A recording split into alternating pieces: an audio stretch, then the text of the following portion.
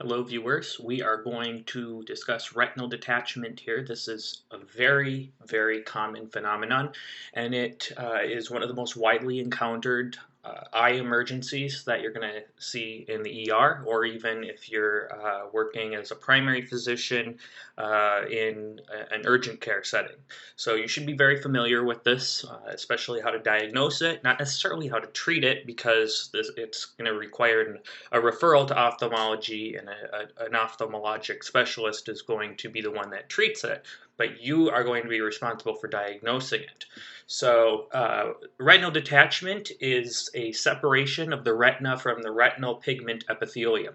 So you could consider the retinal pigment epithelium to be part of the retina, but when I'm referring to the retina here, I'm referring to the sensory retina. So the nerve layers that, including the rods and cones, that process the image and then send it down the optic nerve. The retinal pigment epithelium is a thin layer that sits between the sensory retina and the choroid, which is really the supportive structure interior to the retina. Or exterior to the retina. So it's a separation of the retina from the retinal pigment epithelium. About 1 in 300 people will develop retinal detachment at some point in their life, and that incidence will increase with age. So the older the patient is, the more likely they are to have retinal detachment. It's more common in the older age groups. Other risk factors, in addition to age, include myopia. So I'm not exactly sure why myopia is associated with retinal detachment, but it most certainly is. My guess would be that with myopia, the eye is typically a little bit more elongated, and so that might stretch the retina out and make it a little weaker. But I'm not sure on that. But myopia is certainly associated with retinal detachment. And the worse your myopia is, the stronger prescription you require in your glasses or contact lenses, the more likely you are to develop retinal detachment. And usually when younger patients come in with retinal detachment, typically they're nearsighted. They have myopia. Previous cataract surgery increases your risk because with cataract surgery, there is an intraocular lens that's placed, a synthetic lens, and that increases your risk. Aphakia, so the presence of no lens at all, that increases your risk. Ocular trauma, and the trauma here, we're not talking about necessarily getting punched in the face so much as, or getting stabbed in the eye, so much as we're talking about trauma from acceleration, deceleration injuries. So remember that your retina is attached to other tissue, and with acceleration, deceleration injuries, you can get tearing of tissues. That's why with acceleration, deceleration injuries, you can get tearing of your aorta. Smoking is associated with retinal detachment, both first-hand and second-hand smoking. Diabetic retinopathy and HIV retinopathy, both of those weaken the retina. Like I said, most commonly this is seen in older patients, 40 to 70 years of age. And rapid diagnosis is critical. It means the difference between visual preservation, which typically retinal detachment, if diagnosed early, comes with very good prognosis. But if it's not diagnosed early enough, it can lead to total blindness in the affected eye. So just to briefly recap the ocular anatomy, so this is the retina here, and the retinal pigment epithelium is not labeled, but it would be right in between the retina and the choroid. So the choroid is this pink layer, and the retina is this orange layer here. All right, and so I also want to point out the vitreous humor. That's going to play a role in one of the mechanisms of how you can develop retinal detachment. So there are 3 different ways you can develop retinal detachment. The most common is rhegmatogenous retinal detachment, but there are 2 other ways you can develop it. So there's exudative or serous retinal detachment, and what this is an accumulation of either serous or hemorrhagic fluid in the subretinal space. So in between the sensory retina and the retinal pigment epithelium. and that's due to hydrostatic factors or acute inflammation. So severe hypertension, central retinal vein occlusion, neoplasial effusion, all of those would lead to hydrostatic force of fluid out of the arteries. Then there's tractional retinal detachment, and this requires some kind of a scar on the retina, and that results in centripetal mechanical forces that can then tear the retina from the scar, or at the point of the scar.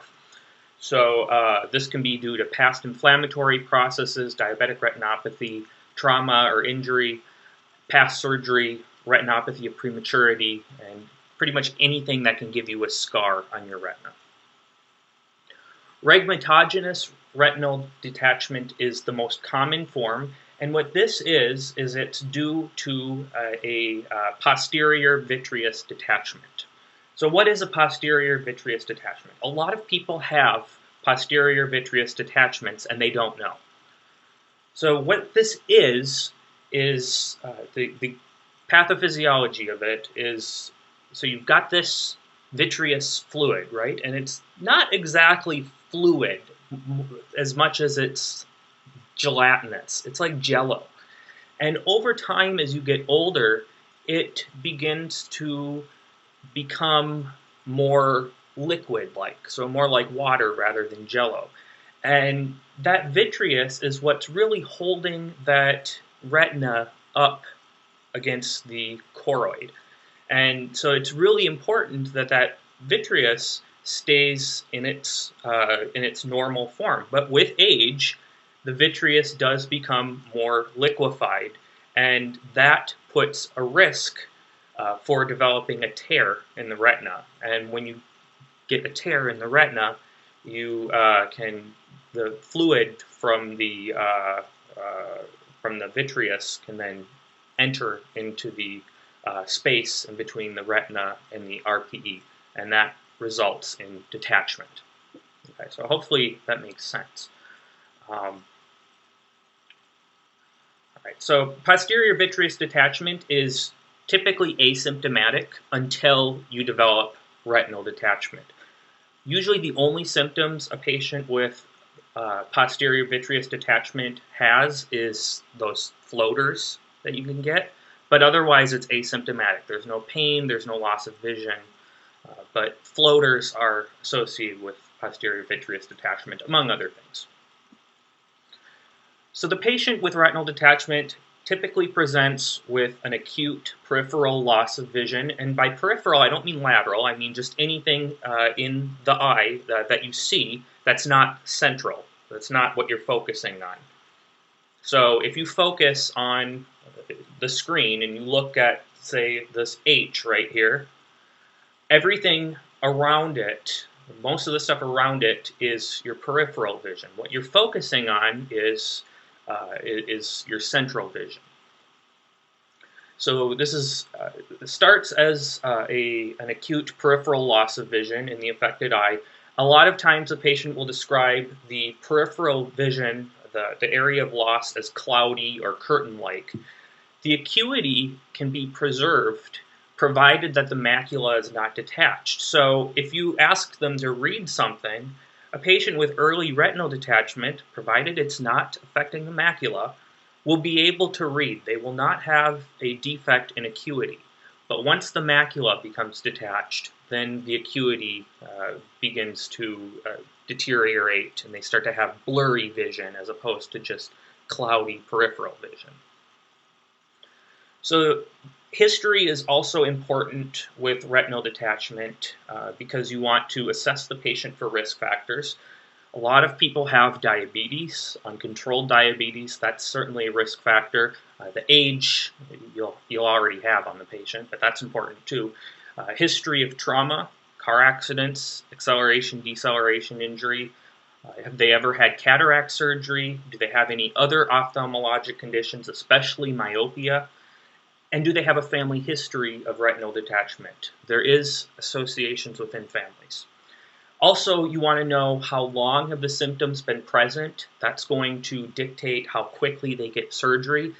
sometimes no matter what, they're going to get surgery within at least, at the most, a couple days. But if this has been going on for a while, they're going to need to get surgery sooner rather than later. And then how quickly have the symptoms progressed? Both of these questions are going to help the ophthalmologist determine when they want to do the surgery. The symptoms of retinal detachment are photopsia, that's irregular flashing of lights, a sensation of flashing lights, and that's caused from stimulation of the retina as it detaches from the RPE. As we mentioned, decreased peripheral vision, floaters, that's associated with posterior vitreous detachment, photophobia, and there may be a change in acuity. If there is, it's likely that the macula has been detached. So you should check the patient's visual acuity using a Snellen chart, do a visual field exam, and determine which visual fields are affected. An external exam, certainly, of the eye is warranted for any kind of trauma. And then you should also do a pupillary response test, and what you're looking for is the relevant afferent pupillary defect. And that is also called the Marcus gun pupil. What you're doing is you're shining a light in the affected eye and looking at the other eye to see if it's constricting. So when you shine the light in the patient's affected eye, if the other eye is not constricting, then that's considered a Marcus gun pupil.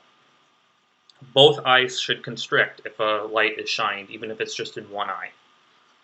Patients who are suspected of retinal detachment warrant immediate referral to an ophthalmologist.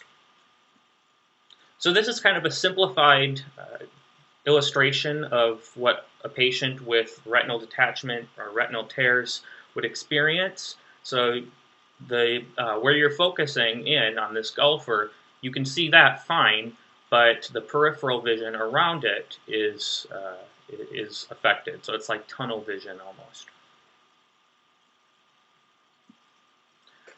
For diagnosis, the best test is going to be indirect ophthalmoscopy. So this is not something you're going to do. You can't diagnose retinal detachment from a handheld ophthalmoscope alone. So this needs to be performed by an ophthalmologist or somebody who's trained in doing the fundoscopic exam. The eye will need to be dilated. On visualization, when you look at the retina, the detached portion will appear gray and cloudy. Sometimes you'll be able to visualize the tear, and in some cases there will be hemorrhage into the vitreous. The superior temporal quadrant is the most commonly affected, so that's where you're going to want to look first. So here is a retinal detachment. This is called a bullous retinal detachment. It kind of looks like brain. It doesn't always look like this, but this is the superior temporal area. This is the right eye. And you can see it's getting really close to the macula. So this is a patient that's going to need surgery quickly, because if the macula becomes involved, their chances of their chances of recovering normal vision is very slim. So this looks a little bit more cloudy as described. Can't really see the macula here, but here's the optic disc. You can see there's some hemorrhaging here. Here's a retinal detachment that shows the tear. Here's another one. This is another bullous detachment. And this one, again, is getting close to the macula. Apparently, it's actually affected the macula, but I only see it here, so. Oh, no, it's right there. Okay, so this actually has affected the macula. Here's another one. So you kind of see that cloudy appearance that doesn't look like the rest of the retina, and it progresses from the outside inward towards the macula. And that's why it's a peripheral loss of vision. So as mentioned, you'll want to do indirect ophthalmoscopy. I can't say that word. That's generally done by the ophthalmologist. Um, some patients, however, can't tolerate the light from the ophthalmoscope. So in these patients, ocular ultrasound is performed.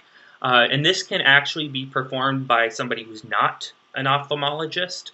So they're training more and more emergency professionals to do these ultrasounds.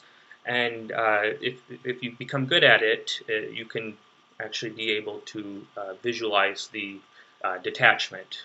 But the problem with any ultrasound is that its efficacy in diagnosing diagnosing any kind of pathologic process is operator dependent. So it needs to be performed by a trained clinician. If you're not trained, then it may be difficult. Orbital CT or MRI are other options for patients who can't tolerate the light. The treatment is urgent surgery to reattach the retina to the underlying tissue, and there are several techniques to achieve this. Scleral buckling is probably the most commonly performed. However, you can directly manipulate the retina to reattach it, but the details are not relevant for the USMLE or the primary physician because this is a very technical surgery that's performed by the eye specialist. So here's an ultrasound of a normal eye. I highly doubt you're going to get any question like this on the test, but this is just for informational purposes. So you can see you got your anterior chamber here, your posterior chamber, your lens. You can't see the lens, but you can see kind of the shape of where the lens is. And then your vitreous chamber, and the retina is, you can't really see it because it's attached to the RPE, which is attached to the choroid. And so you just see a layer here. Now when the retina becomes detached, you see detachment here. Here's another one. So here's the detachment. Okay. So the postoperative outcome, approximately 80% of retinal reattachment surgeries are successful on the first attempt. 10% of patients will require additional procedures, and the remaining will be unsuccessful. Most patients have an excellent prognosis and reattain their pre-detachment vision, provided that the macula is not involved. If the macula is involved, then the prognosis is really not very good.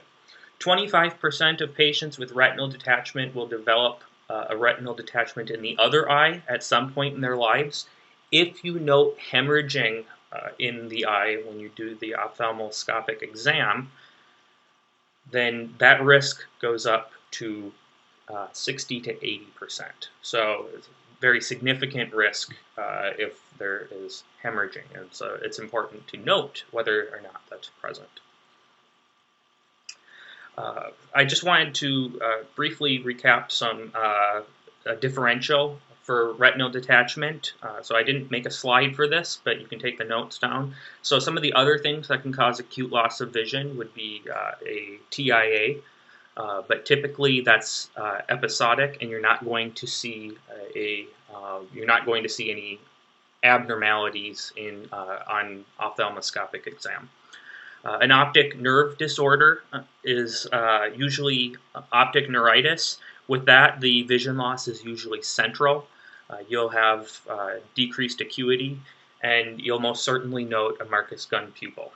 With migraines, you can develop a decrease in vision or visual changes, but that's associated with a headache, and usually that's bilateral. And then there's other things, central retinal vein occlusions, central retinal artery occlusions, but those will look differently on ophthalmoscopic exam.